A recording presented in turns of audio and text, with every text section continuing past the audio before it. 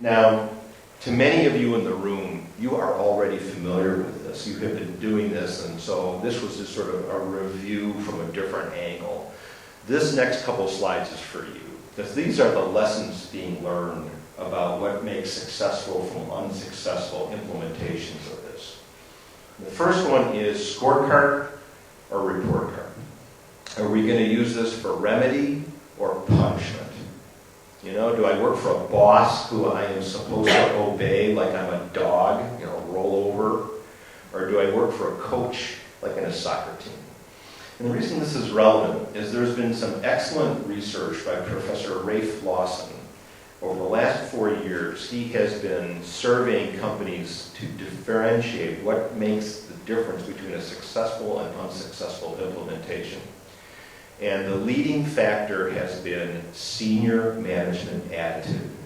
The executive team goes into this like it's going to be what we call a gotcha tool. We're going to finally find out who are the overperformers and who are not, like Darth Vader in Star Wars. Who do I cut off air supply to? It will strike fear into the employees. In contrast, if it's introduced like a coach and a soccer team that we're really going to help our organization perform better against our competitors, it just goes better. It's the second lesson that is my bigger concern. KPIs or just PIs, where PI stands for just performance indicators. And I began to realize this problem a few years ago when I would ask people about their balanced scorecard, and I'd ask, well, how many KPIs do you have? And they say, well, 300. How can you have 300 KPIs? How can they all be key? And so I created this diagram, and incidentally, much of what I'm describing here, I'm going to provide to Cesar and Sylvia that are articles I've written. They're short, 1,000 words. They have the picture in it. And you can read them more slowly, and better yet, distribute them to your colleagues for discussion. This one, I wanted to separate KPIs from PIs. The KPIs belong in a scorecard. The PIs belong in a dashboard. Scorecards and dashboards are not the same thing.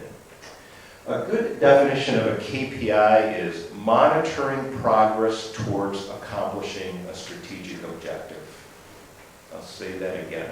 Monitoring the progress towards accomplishing a strategic objective. Each of those boxes in the strategy map. It's in the context of strategy with linkages and relationships. But PIs are just monitoring a process. They're important, but they're not in any particular context. There's just a lot of measures.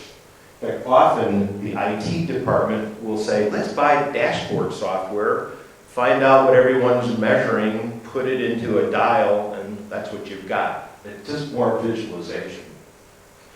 Another distinction is a KPI must have a target measure. If there's no target, it's disqualified. It must be a target because you're moving the organization towards the objectives. In contrast, PIs can have targets, but they don't have to have targets. They may be trend analysis or upper bound, lower bound limits. Another distinction is the frequency of the information reporting. Scorecard KPIs will be quarterly, monthly, perhaps weekly. But once we get to daily or hourly or near real time, those are not KPIs. We are in the PI world. Probably the most important distinction was this. The KPIs must be derived from the strategy diagram methodology. So it's in the context of strategy with linkages. Also, KPIs come in two categories, process-based and project-based. But again, I've asked organizations how many of your KPIs in your balanced scorecard are project-based, and some of them look at me like I'm from Mars or some other planet. They don't know what I'm talking about because all of their KPIs are process. On-time delivery, customer satisfaction, these are the non-financial ones. Project-based KPIs would be, for example, milestones against a target, percentage of completion of a project. And the reason these are critical is because it is the projects that actually achieve the strategy. The slower you're accomplishing the project or not getting it accomplished at all, the objective doesn't get completed. In fact, I think this is one of the key reasons 9 out of 10 organizations fail to implement strategy. They're not really implementing it, they're not making the progress. And then later in the presentation, we'll talk about the linkage of strategy to budget, because typically it's disconnected. The budget is a fiscal exercise done by the accountants, disconnected from strategy. We have to figure out how to fund the strategic objectives so we can get the strategy. Again, there's more about this in this diagram in an article. I mentioned earlier that performance management is the integration of methodologies with each one embedded with analytics. This is an example, if you notice, that some of the arrows between the objectives are thicker. And I can tell you, because SAS's heritage is correlation analysis and statistics, you don't have to be a professor. We are embedding our statistical correlation software into the strategy map software.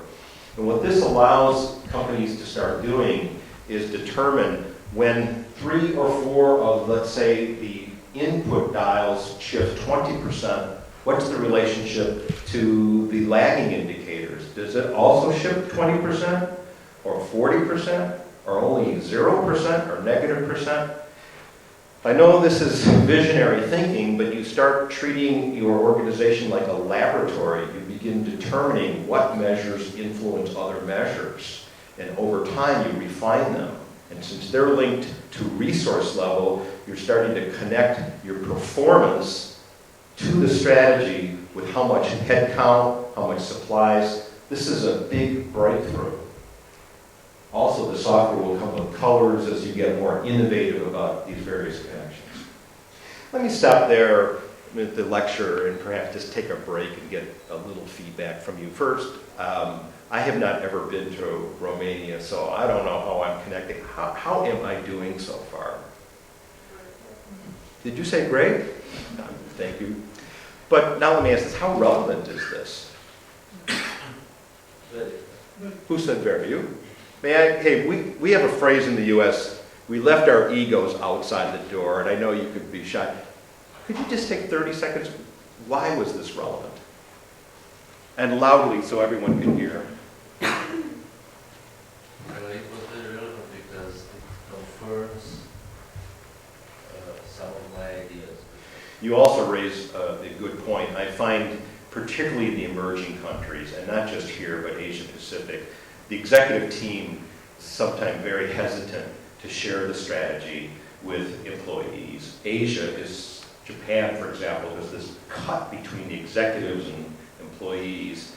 Also, they just don't seem to believe that they can communicate it in a diagram. So typically, I find that the strategy is on a document, and then a project team tries to read the document and maybe do the math without the involvement of the executive. So this is still an early stage in terms of methodologies. You know, Peter Drucker, the famous writer of business improvement, claims it takes 40 years for a methodology to really run its course. So we're still at an early stage.